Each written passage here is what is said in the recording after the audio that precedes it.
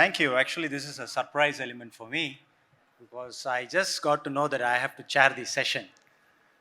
But as an academic, I teach finance and strategy. So whenever my colleague has some exigency, they call me and say, why don't you just fill the gap? And then I enter the class, I realize that it is a class on human resource management. But sometimes before the students, you'll have to sound and appear a little intelligent. So I still manage the class. So now I realize the topic is resilience and reorientation, tomorrow's economy. So let me confess that I'm not an economist. So I will, however, try to be a little intelligent or appear to be intelligent. I know I'm sitting next to an expert in this subject. So having said that, thank God the budget just happened last week. So it makes the session a little easier, relatively easy.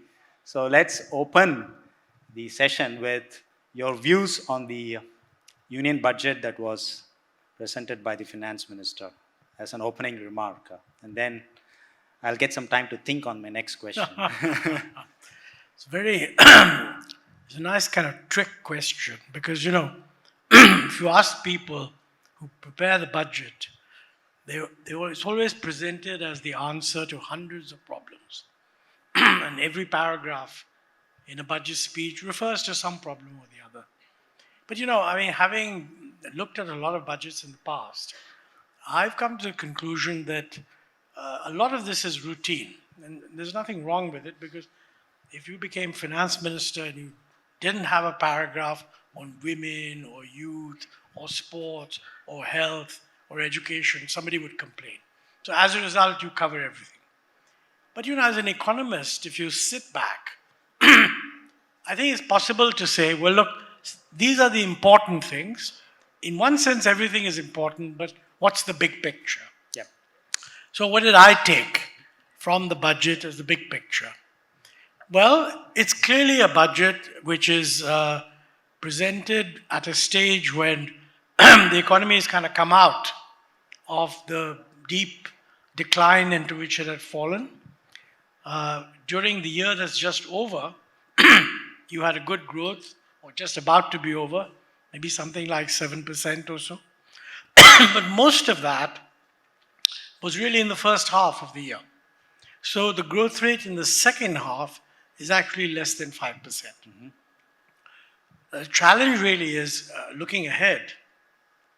I think she set a target of 6.5%. Yeah. It's good that the target is for acceleration. It's ambitious because the rest of the world is going to be in bad shape. The global economy will slow down compared to the previous year. And most of the international organizations are predicting growth in India something like 6.1 or something. The fastest so actually, growing. The fastest. Yeah, we will certainly be the fastest growing. But remember, an important reason for that is that the whole world is down. And the earlier rapidly growing country was China, which is going through a declining phase. Yep. So I don't think we should take too much satisfaction from being the fastest growing. Even if we grow at 5.5%, we'll still be the fastest growing. The real question is, what is it that we need? And my feeling is that if you're concerned about employment, giving the kind of jobs that people now increasingly feel that their education entitles them to, I think we have to aim at a growth ideally of about 7 or 8%, but maybe in the first normal year after the pandemic, 6.5 if we achieve, that would not be bad at all. Okay. Now the question is the budget tailored to do that? See, I think the most important thing about the budget is that the fiscal deficit she's going to reduce. Many people might think that, look, if you want rapid growth, and the world isn't going to be growing very rapidly, then maybe you want to continue the stimulus. I think that's wrong. Mm-hmm. So I think the decision to get the fiscal deficit back on a consolidation path is a right decision for the current year. Actually, India's fiscal deficit is actually very high compared to that of most other countries. And you know what that means is that if you run a very high fiscal deficit, then over time the debt to GDP ratio rises. Yep. But more importantly, within the year, you're not leaving enough resources for the private sector because there's only that much borrowing capacity that the system has. And if the government takes it all, then there's not much for anyone else. So I think the reduction was important, but she has also said that she's going to reduce the fiscal deficit 4.5. for the next 2 years to below 4.5. Let's say 4.5. Yeah. Now, you know, from 5.9 to 4.5 is a decline of 1.4% of GDP. That's right. Which is an improvement of 0.7% every year Yep. for the next 2 years. This is actually going to be quite difficult. Is it going to be that linear as you say? Is it going to be that linear as you say from 5.9 to 4.5, 0.7? Is it going to be that linear or is that going to be... No, it doesn't have to be linear. She hasn't said it will be 0.7 each year. Yeah. But remember, if you do 0.6 in the next year, then you'll have to do 0.8 in the year after. There won't be supportive influencing factors that can soften. Well, I think that's a very good question. See, the most important factor, of course, would be if growth is high. Because whatever you're going to do, if the economy booms, then the fiscal deficit will look as if it's reduced. Yeah. So are there any factors that will cause the economy to boom? One of the most important is a revival of private investment. That's right. I was about to ask That, that. unfortunately, has not yet happened, okay? It could be that you need to start the process of reduction, and if the financial system works well, capital markets work well, pro-investor sentiment is there, then yes, maybe private investment can expand and be funded. If, on the other hand, the sentiment is negative, then that's difficult to achieve. Now, you know, in a particular year, if the private investment isn't there and you expand public investment, providing it's in areas like infrastructure, where we have a big backlog, it's a good thing. I mean, when the private sector is ready to invest, they'll come in. But if you simply expand expenditure, subsidies, that kind of stuff, that's not a good thing. So I think from that point of view, I approve of the reduction in the fiscal deficit. I also approve of the fact that the way the budget is structured at the moment, they're hoping that much of the increase in expenditure will be capital expenditure. Yeah. Now, you know, this is subject to implementation because you can announce you're going to have a big increase in capital expenditure. But like if you're trying to invest in railways and for some reason land acquisition holds up the ability to expand the railway line, the expenditure won't take place. So there are uncertainties that we have to be watchful about. But I think if they anticipate enough early, identify the specific project, take a problem-solving approach to making sure that the major projects go ahead, it should be fine. A large part of it also is a grant to states for capital investment. Yeah. Now that depends very much on whether the states are in a position to meet their share of the expenditure and have the capacity to raise investment. Those are the uncertainties. Let me say there are always uncertainties in a budget. I don't think there's no budget estimate that doesn't have uncertainties, but it's good to be aware of them, okay?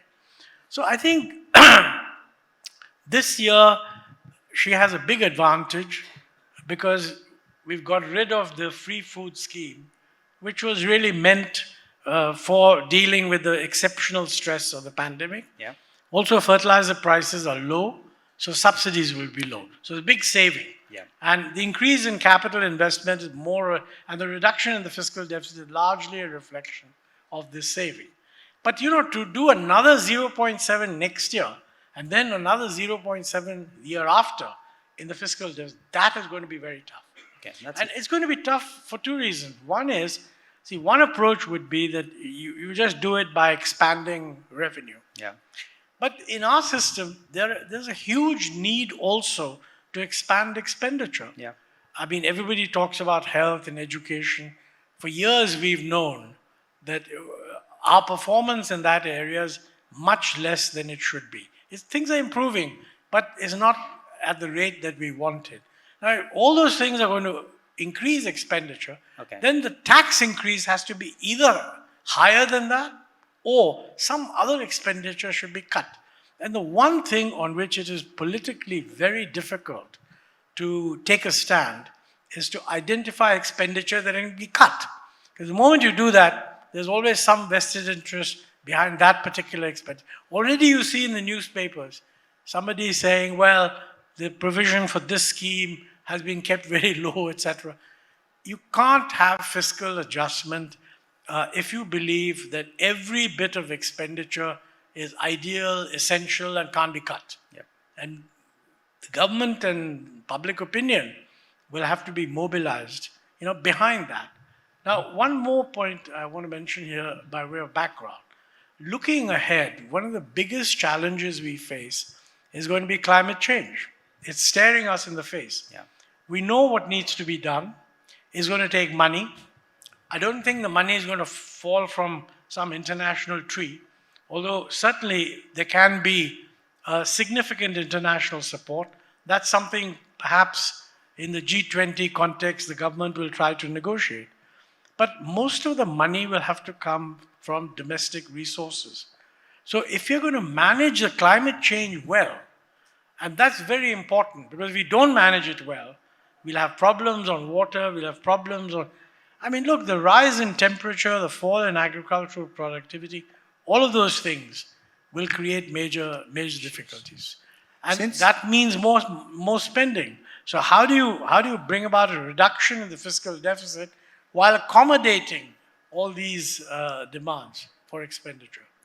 Since you mentioned health and education, and since we are in ThinkEDU, roughly, I'm just a trespasser into the subject of economics. So, tax GDP ratio is somewhere around 18 to 20%, not more than that. And less than that. So, 18%, give or take. So, given the priorities of the government, and especially, as you mentioned, railways, roadways, waterways, utilities. So there are some public infrastructure that needs to be created. And there is always this call for 6% of GDP to education. Now if education wants 6% and we need defense and all of that, so is it actually, and education and health, by the way, education is concurrent and health state subject, is it really a reasonable ask? Is it not a tall order to expect 6% of GDP? If so, how do we then incentivize private investment in education, given that private institutions are also delivering public good? Well, let me say that, when you say private investment in education, I don't think that by itself solves the problem because they may be bringing in investment, but they will expect the students to pay for it. They're not doing this purely as a philanthropic activity. Yep.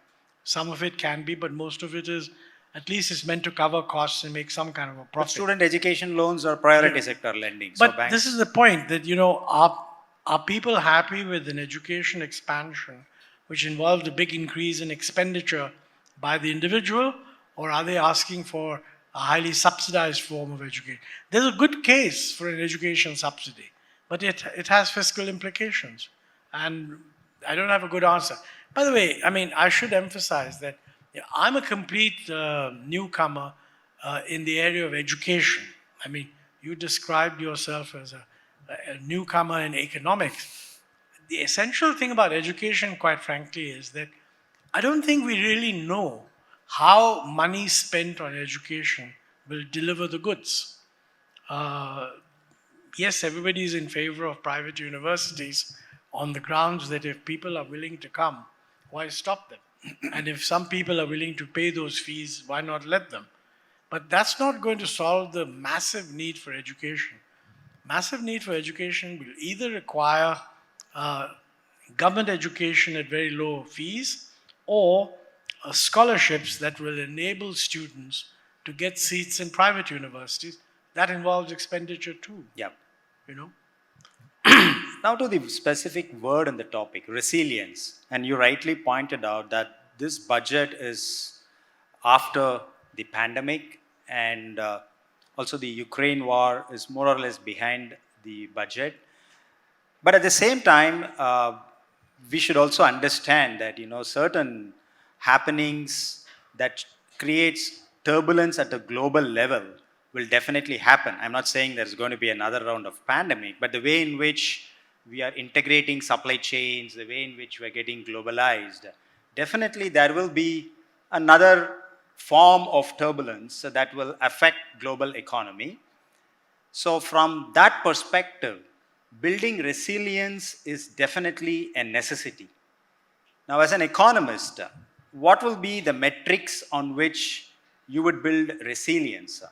I mean, are there any standard frameworks that countries can adopt to build resilience in terms of their economic architecture?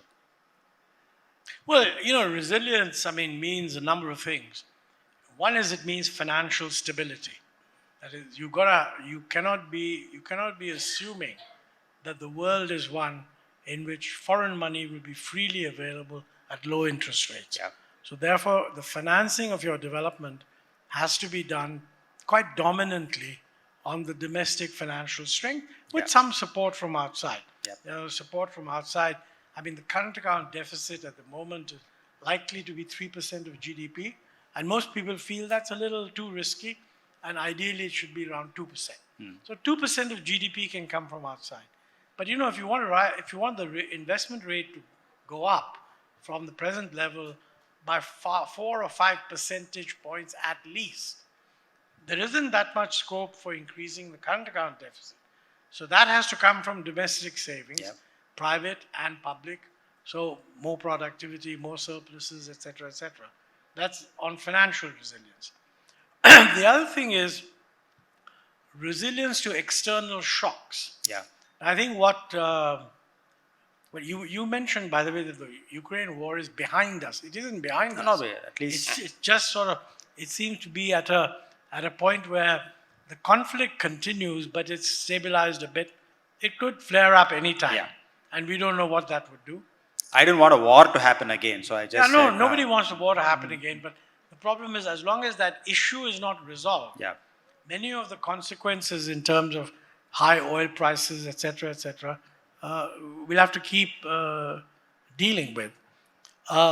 There's resilience to climate change. That is, we know that temperatures are going to rise. We know that the monsoon pattern will change. We know that there'll be many more greater frequency, both of droughts and excess precipitation. How do we manage our water resources in such a situation? Other countries are going through this. In California, for example, they had a drought that's going on for 12 years or some such thing. Fortunately, we haven't had that so far. Yeah. But given our situation, if you had 2 or 3 droughts in a row, the impact on agriculture would be enormous. And that would in fact lead to relief expenditure. So question arises, isn't it better to, so to speak, drought-proof the economy and thus avoid relief expenditure? Drought-proofing the economy means doing a lot more for water conservation, making sure that the water doesn't just drain off, and the mechanisms for that are well known. But it requires expenditure, mostly at the state level, but it does require expenditure. And that has to be added into the budgeting for the medium term. I would further say that one of the critical things, if you want to insulate yourself from climate change, is doing a lot more agricultural research to develop the kind of agricultural varieties that were a little insensitive to the rise in temperatures and so on. Okay. Now it's well established by many people. We are not doing very well on agricultural research. We're not funding it adequately, and the way it's funded isn't necessarily geared to the best productivity. And we also seem to have some doubts about whether we are welcoming scientific breakthroughs in agriculture, because a lot of it involves genetic modification. So what is the public's view on, should we try to increase the resilience of Indian agriculture by having more genetically modified crops? or we should only stick to organic farming.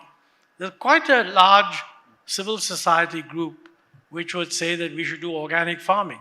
But organic farming will not be able to deal with a 2 degree rise in temperature over the next 25 years in some parts of the country. But So how do we don't we handle have the maximum number of rice varieties compared to other nations? Isn't that a proof of our capacity to be indigenous and doing? We may have varieties, but it's not clear that those varieties are geared to deal with the sort of temperature pressures that will arise as a result of climate change. Okay. You can always have a multiplicity of varieties, but if those varieties don't address the specific stress points that you're worrying about, it doesn't help that much. What's your view on the digitization of the public utilities? Has that built enough resilience in the system? Well, Because that was one of the biggest advantages that the government could fall back on, especially during COVID, when they disbursed grants and all other, the digitization of public services. I have no doubt that the push towards digitalization, and this is something that's happened over several years. In a way, the mobile expansion which took place actually during the UPA government, but which continued and further expanded during the present government. Yep. The Aadhaar platform, yep, which again was developed during the UPA government, but has now been expanded further, and the financial inclusion, which has led to many people having access to bank accounts, along with public utilities like UPI, India Stack, etc. I think this has created a situation where a very substantial part of the population is in a position to benefit from digitalization. Mm-hmm. Now, mind you, we have quite a bit to go because, although there's a lot of smartphone penetration in many parts of the country, the downloading speeds, etc., are not good enough to really think of a very substantial move, but that's just a matter of time. But I agree that digitalization is one of the structural changes taking place, which can lead to an increase in productivity. Yep. It can create a stimulus for innovation in which young people can get involved without having to have billions of dollars to spend. And I think that's a positive for India. Mind you, that digitalization trend is not unique to India. It's happening everywhere. But the world is appreciating the Indian model for the scale at which it's happening. Well, by definition, other than China, we're the only country that can deliver scale. Yeah. So it's like saying that if you're asking yourself what percent of the population in Malaysia have smartphones and what percent in Indonesia have smartphones, they may actually be higher than India. But the difference in India is the scale involved. Yeah. Both in absolute numbers and geographic. Yeah. So that is an important factor. I would say that, the possibilities that continued expansion of digitalization holds out for the future is a definite positive which could contribute to us achieving higher rates of growth if we manage it well. The other aspect which we need to think about is how are we going to deal with the world in which trade trends are getting a little uncertain. Uh-huh. There is a view that the world is turning away from globalization, which is true. Some big countries, for example, are resorting to protectionism, and this raises So is WTO and all of that getting irrelevant? Well, not irrelevant, but they're not. The developed countries, they don't say that they're not going to pursue trade, but they don't seem to be wanting to do it in that multilateral set of rules context. Okay. And many of them is resorting to protectionism. Or is there a shift in the bargaining power? You see any shift in the bargaining power? Well, I think what has really happened is that the rise of China has shaken up the leading countries, the United States. See, for a long time, the rise of China was a globalization of the world without questioning the US's hegemonic position and everybody felt that's good. And in those days, people expected the Yeah. Chinese to essentially join the rest of the world. And many American scholars said that, if they open up to trade and all the rest of it, then they will become more democratic. Now, that's clearly not true. Chinese never said that, by the way. The Chinese were always viewing trade as something that they can take advantage of, but they wanted to retain the primacy of the Chinese Communist Party in China. They always said that. What has happened is that in the last 2 or 3 years, this has become much more explicit in the sense that the Chinese official party line is that, look, we are not just expanding, we want to challenge the United States leadership, both commercially and technologically and militarily. Now, that's a very big challenge, and clearly, as the incumbent power, the US is not happy with that, and they've taken a whole lot of steps which kind of trying to insulate or isolate China, as a result of which there's a potential fracturing of the global trade alliances. It raises a question, what should India be doing? Yeah. So that actually invites me to the second part of reorientation, because my 101 course in economics just says agriculture, manufacturing, services. This shift from China, is it opening up opportunities, which I see considering the PLIs and various initiatives, as India becoming a manufacturing hub for the world? Well, I think it So is. that reorientation is possible in manufacturing. Well, let me make 2 points. One is, we are very fixated on manufacturing, and I can understand that. All governments for the last 15 years have been talking about manufacturing, must go up to 25% of GDP, etc. Present government is doing exactly the same thing. I think on manufacturing, our growth performance has not been as great as we had thought when the reforms were implemented. Although overall growth has done very well, it's not been a growth led by manufacturing. Yeah. A lot has happened in services. Now, I think it's very important to realize that we shouldn't be nixing services. Not at the cost the of image that services is just some low No value productivity add. thing Yeah. is wrong, I think. Increasingly, and in fact, digitization, what is happening is a lot of the growth is in services. Yeah. And also by the splitting of activity. Take, for example, computer chips.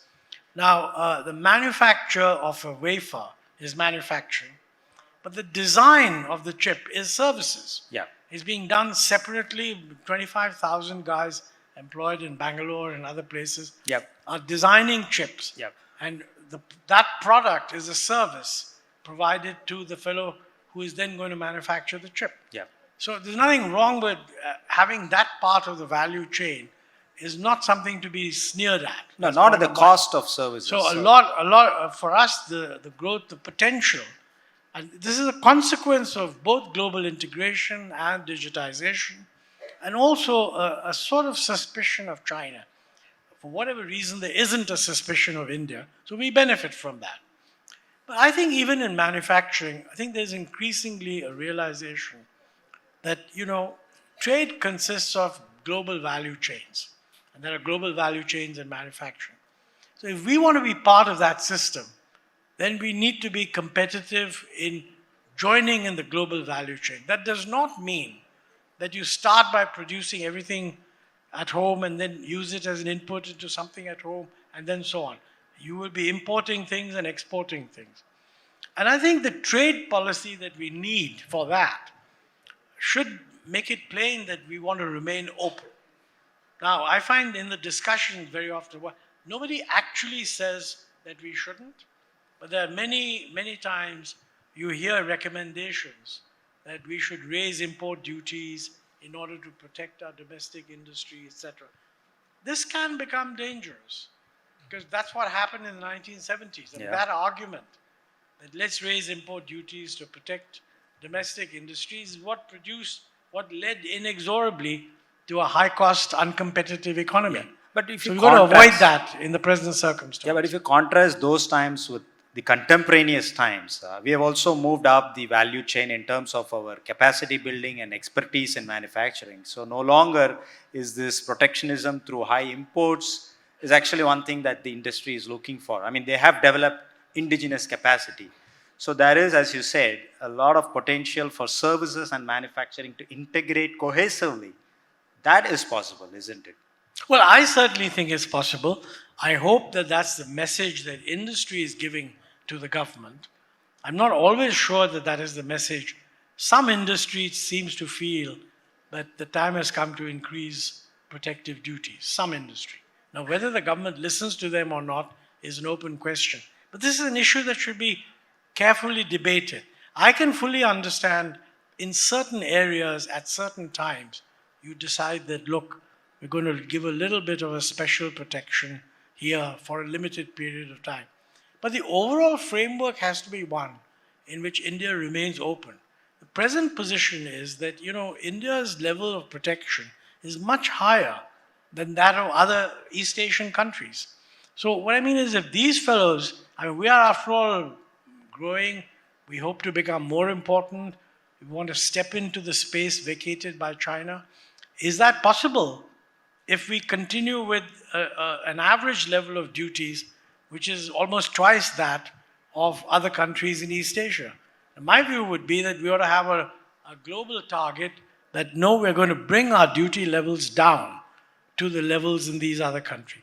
If you have a free trade agreement, you should have a free trade agreement in which your duty levels are not significantly higher than the duty levels of other people in the free trade agreement.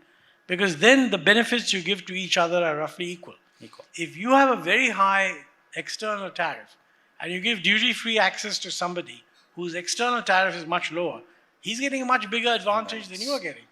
But the solution to that is lower your own tariff.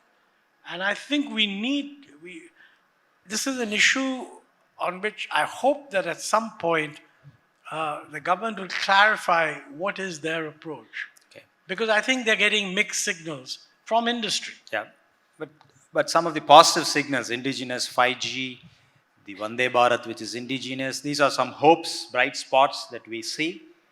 And it's time up, and that's what the monitor says. But anyway, we'll take two quick questions from the audience. Good evening, sir. So my question is, we've recently seen Sri Lanka's economy collapse, and unfortunately they haven't recovered yet. It's devastating. The people are suffering terribly. And now we're seeing Pakistan head in the same direction. So my question is, according to you, what are some of the pitfalls that could have been avoided? You mean what should they have done? Your advice to Sri Lanka. Your advice to Sri Lanka. No, I think, I'm now at a stage where I reflect on things. I don't give advice, least of all to neighboring countries. But, frankly, I think it's Pakistan and Sri Lanka are very different. And Pakistan has a lot of traditional, historical, accumulated problems. And, of course, right now, they've been hit by a pure and adverse natural event of huge consequences. I think in Sri Lanka's case, it's very clear that they ran themselves into very high fiscal deficits, pure fiscal irresponsibility, withdrew the use of fertilizers in the belief that they were going in for organic farming, not realizing that it would lead to a collapse in productivity, and excessive exposure to debt, external debt, mainly Chinese. Their big problem, quite frankly, is that they have a lot of debt owed to the Western powers, and they have a huge amount of debt owed to the Chinese. And frankly, they have been allowed to run up a debt which I don't think the country can sustain. So some kind of a haircut is necessary. What the Western countries are saying is that, look, we are not going to do the haircut unless the Chinese do a comparable haircut. And the Chinese are saying, no, we don't do this kind of thing. We have our own ways of handling the problem. And until this is resolved, Sri Lanka will not get any assistance from the IMF. I don't know how they can resolve it, because, when the problem becomes one of the creditors having to take a haircut, anything that prevents an agreement amongst the creditors is going to make it difficult to come to stability. So what will happen is they'll keep getting little amounts of aid to keep the thing going, but only at a level at which they'll never be able to import as much as they need and give the economy the freedom that it needs to recover. So it's not an easy situation. Quick, short question. I have one question, two parts. One is, you have been a deputy chairman of the Planning Commission. You have seen the growth of 9%, 8.5%, 9%, and now you're saying it's 5.5 to 6.1, and the current budget talks about 10.5%. Why this huge gap towards the growth? Second thing is, What was the question on this 6 point? the question is, you said the target should be 6.5 to 5.5. No, that he 6.1. answered while he said He also. said, why there is a global recession, and India's growth of 6.1 will the explains it. budget 2 weeks before said you're targeting 10.5% growth? 10.5. Yeah, that's all. I don't know which budget. You know, I tell you what, let me come clean on that. First of all, ever since we gave up planning, we don't have medium-term growth targets. What happens is you have a budget, and the budget gives a nominal growth target. Sometimes they mention the implicit real growth. Separately, there are targets of when will India become a 5 trillion economy, 10 trillion economy, etc. Those targets can be converted into a growth rate. I personally do not think that these size of the economy targets for 8 years down the road are terribly interesting. It's much better to say, well, look, we are going to grow at this percent, because then every year you can check, are you growing at that rate? These ambitious targets almost invariably involve growth rates of 8 and 8+%. Now, we did have growth rates of 8.5% in the year from 2004 for another 6 or 7 years. We haven't had that since. So the question is, what is a feasible target for India? Now, my own guess is that, you know, I think for us to aim at 7.5% is ambitious but feasible. We may not achieve 7.5, but you must always aim a little bit more than you're actually going to achieve. So 7. Anything like talking about 8 and 8.5 for the next 5 or 6 years is just not feasible, in my view. I mean, people may have different views. Now the question is, what is needed to get there? Now, I think what is needed to get there is, one, we must achieve the fiscal consolidation which the finance minister has now laid down. That means less than 4.5% 2 years from now, okay? So we need to ask what is needed to get there. That's a whole range of questions. But in addition to that, it's not just stability. We will have to undertake many of the reforms needed in order to increase the productivity of the economy, what the economists call total factor productivity growth. Most of this is known, what needs to be done. It's all quite tough. One of the things is, for example, having a trade policy that allows India to remain open and to integrate with global value chains, point number one. I would say that you need a much, much more efficient financial system than we have. And there's a huge agenda of how to get there, which actually includes removing government controls from the public sector banks. Very controversial politically. No party so far is willing to do that. Will we do it? I don't know. But we need to make a list of the 7 or 8 things. In some things there is agreement. Digitalization, government says a good thing. It is a good thing. Government's trying to do it. Probably we will not have too many obstacles in pursuing that. But you know, even there, in a global world, as we integrate with the rest of the world, there's something in the newspapers today that the Europeans want certain kind of agreements which RBI and SEBI are not willing to accept, and unless we accept that, the European banks will have to shut down in India. Now, you know, who's right and who's not right is very difficult to tell, because everybody, while they're negotiating, tries to get the best deal they can. But in the end, we have to find a solution. And we must look as if we're joining the world, not stepping out. And this kind of choice will come up over and over again. Thank you. Thank you. Thank you.